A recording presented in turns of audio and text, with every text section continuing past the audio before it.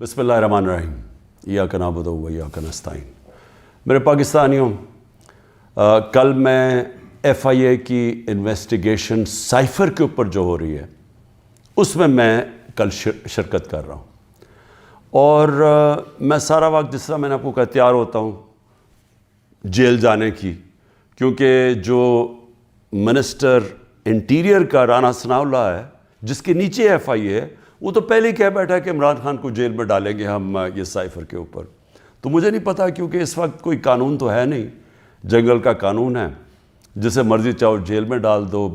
بیچارے کتنے لوگ ہمارے عورتیں جیلوں میں پڑے ہوئے ہیں، کوئی پوچھنے والا نہیں ہے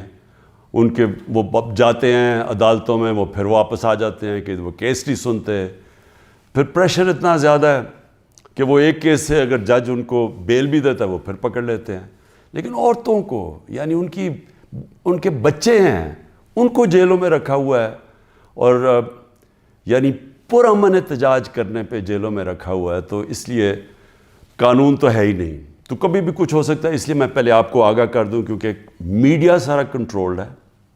آپ کو پتہ ہے پوری طرح انہوں نے ساری ٹی وی چینلز کو پی ٹی وی بنا دیا،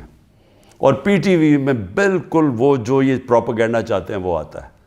اور میں پھر آج یاد کرانا چاہتا ہوں کہ قوم ان سارے صحافیوں کی طرف دیکھ رہی ہے، میڈیا ہاؤسز کی طرف دیکھ رہی ہے، جنہوں نے ہمارے دور میں تو پوری جہاد کی تھی آزادی صحافت، اور اتنی سی بات ہوتی تھی، گالیاں بھی ہمیں پڑ رہی ہوتی تھی، اور ہمیں کہہ رہے تھے کہ ہم میڈیا کے اوپر کوئی بڑی سختی کر رہے ہیں۔ تو ذرا موازنہ کریں، تھوڑے دیر قوم تو کر ہی رہی ہے کہ آپ کی یہ وقت تو گزر جائے گا، لیکن قوم یہ یاد رکھے گی کہ کون سے لوگ کھڑے ہوئے تھے۔ وہ عمران ریاض کو یاد رکھے گی یہ ساری قوم، کہ وہ کم از کم اپنے موقف پہ کھڑا رہا۔ اس ملک کے اندر جو صحافی ہوتے ہیں، جو ایک جہاد کرتے ہیں حق اور سچ کے لیے، جس طرح ارشد شریف تھے، قوم ان کو ہمیشہ یاد رکھے گی، ارشد شریف شہید کو۔ وہ جو 4 جرنلسٹ ملک سے باہر چلے گئے، لیکن انہوں نے کمپرومائز نہیں کیا، انہوں نے کسی پریشر میں آ کے رائے حق سے نہیں اترے۔ وہ جن کو یہاں ماریں پڑوائی گئیں، ذلیل کیا گیا، اور وہ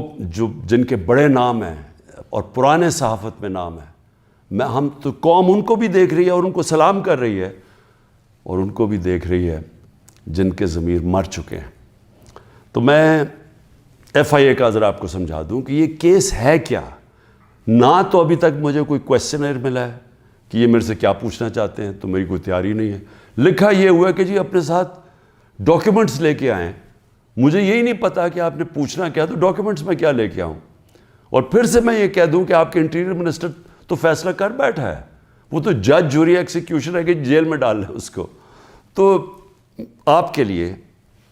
ایشو ہے کیا؟ سائفر، پھر سے میں آپ کو یاد کرا دوں، سائفر ہوتا کیا ہے؟ ایک خفیہ جو کمیونیکیشن ہوتی ہے، خفیہ جو پیغام بھیجا جاتا ہے، پاکستان کے ایمبیسڈرز جو فورن آفس کو پیغام بھیجتے ہیں، وہ ایک خفیہ کوڈ کے مطابق بھیجتے ہیں، اس کو سائفر کہتے ہیں۔ تو وہ جو سائفر ہوتا ہے، یہ بڑا ضروری ہے آپ نے سمجھنا، وہ واقعی اس کو سیکرٹ رکھنا، اس کو خفیہ رکھنا بہت ضروری ہے، کیونکہ ایک دفعہ وہ کوڈ دنیا کو پتہ چل جائے تو سارے جتنے بھی آپ کے ایمبیسڈرز خفیہ میسیجز بھیج رہے ہوتے ہیں فورن آفس باہر کی دنیا سے، وہ سارے پبلک ہو جائیں گے، جس طرح وکی لیکس کے اندر پبلک ہو گئے تھے۔ یاد رکھیں، وکی لیکس میں امریکن ایمبیسڈرز جو ڈاکیومنٹس بھیجتے تھے، جو کمیونیکیشن بھیجتے تھے اپنے اسٹیٹ ڈپارٹمنٹ کو، وہ سارے پبلک ہو گئے تھے، اور اس میں کئی انکشاف ہوئے، جس میں دیکھنے والا جو پاکستان کے اندر ہمارے سیاستدان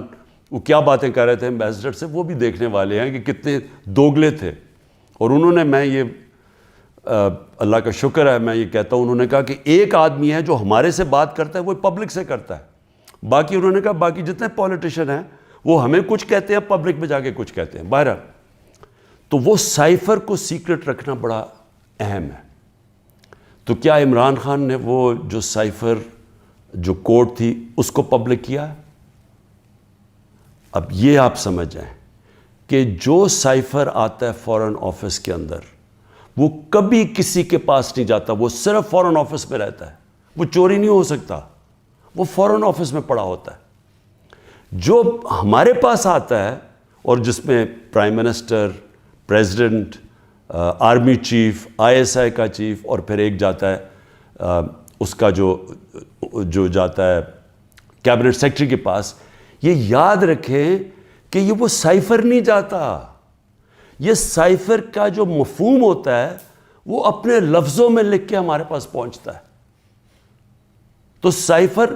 فورن آفس میں رہتا ہے, وہ کبھی وہ نہ چوری ہوا ہے, نہ وہ اور کوئی دیکھ سکتا ہے, نہ پرائم منسٹر, ہم کوئی نہیں دیکھ سکتے, کیونکہ یہ سائبر سیکیورٹی کا قانون ہے جو کہ کیبنٹ ڈویژن بتاتی ہے ان کو, فورن آفس کو. تو پہلے تو یہ سائٹ پہ کر دیں کہ سائفر کا جو کوڈ تھا وہ کبھی بھی پبلک نہیں ہوا, کسی نے نہیں وہ دیکھا بشمول پرائم منسٹر کے, ہم نے کسی نے نہیں وہ دیکھا.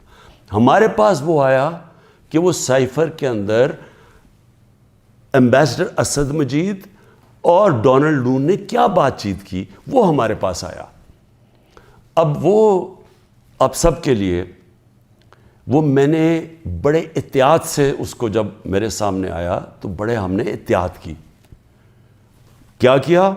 ہم نے؟ سب سے پہلے اس کو فیصلہ کیا آپس میں کہ ہم یہ پبلک نہیں, ابھی اس کے اوپر بات نہیں کریں گے, کیونکہ OIC کی کانفرنس تھی پاکستان میں 22 اور 23 مارچ کو, تو سائفر آ چکا تھا 6 مارچ کا. ہم نے اس کانفرنس کی وجہ سے ہم چپ کر کے بیٹھے رہے کیونکہ باہر سے منسٹر آ رہے ہیں اور شور میں جاتا ہے اس کا, تو ہم نے کہا ملک کو نقصان پہنچے گا. حالانکہ جو سائفر کے اندر چیزیں ہیں وہ میں آپ کو بتاؤں, اس سے بڑا نقصان ملک کو کیا پہنچنا تھا کہ پوری سازش ہوئی گورنمنٹ گرانے کی, رجیم چینج کی. 27 تاریخ کو میں نے جلسے میں جو ایک کاپی لہرائی وہ سائفر نہیں تھا, جو سائفر کے اندر پیغام تھا, تو وہ میں نے بتایا. اور میں نے تب بھی محتاط رہا, میں نے یہ نہیں بتایا کہ میں نے کہا یہ بڑا سینسٹیو ہے, میں نے لکھ کے بتایا کہ میں صرف کوئی غلط بات نہ کہہ دوں, کیونکہ انٹرنیشنل ریلیشنز ہیں, ہماری دوسرے ملکوں کے ساتھ تعلقات ہیں, وہ نہ خراب ہو جائیں. اس کے بعد میں نے کیبنٹ میں رکھا, کیبنٹ کے سارے ممبرز کو بتایا گیا کہ یہ سائفر آیا ہے, اور یہ سمجھ لیں کہ یہ کتنی بڑی اس ملک سے, میں سمجھتا ہوں کہ یہ کتنی بڑی ملک کی توہین ہوئی کہ ایک باہر کا ایک آفیشل وہ پاکستان کے ایمبیسڈر کو کہہ رہا ہے کہ اپنے پرائم منسٹر کو اگر تم نے نہ ہٹایا, ووٹ آف نو کانفیڈنس, جو پھر سے میں یاد کرا دوں کہ ابھی آئی نہیں تھی, تو پاکستان کے لیے مشکلات ہوں گی, اور اگر اس کو ہٹا دیا تو سب کچھ معاف ہو جائے گا. یہ تھا سائفر میں. اور جو ایمبیسڈر تھے, پھر سے میں آپ کو بتا دوں, اسد مجید, انہوں نے لکھا اس میں کہ میرے خیال میں تمہیں اس کے امریکہ کے خلاف ان کو پروٹیسٹ کرنا چاہیے, ڈیمارش کرنا چاہیے کہ یہ کبھی اس طرح کی زبان استعمال نہیں ہوتی, ایسی دھمکی نہیں دی جاتی. میں پہلے کیبنٹ میں رکھتا ہوں, پھر 28 مارچ کو نیشنل سیکیورٹی کاؤنسل میں رکھتا ہوں, اور وہ نیشنل سیکیورٹی کاؤنسل میں سارے سروس چیف ہوتے ہیں. جنرل باجوہ تھے وہاں, ایئر چیف تھے ادھر, نیوی کے چیف تھے, جوائنٹ چیف آف سٹاف تھے, ہمارے ساری کیبنٹ کے سینئر ممبرز تھے, فورن آفس کے سیکرٹری بیٹھے ہوئے تھے. اور اس میں کیا فیصلہ ہوتا ہے کہ ہمیں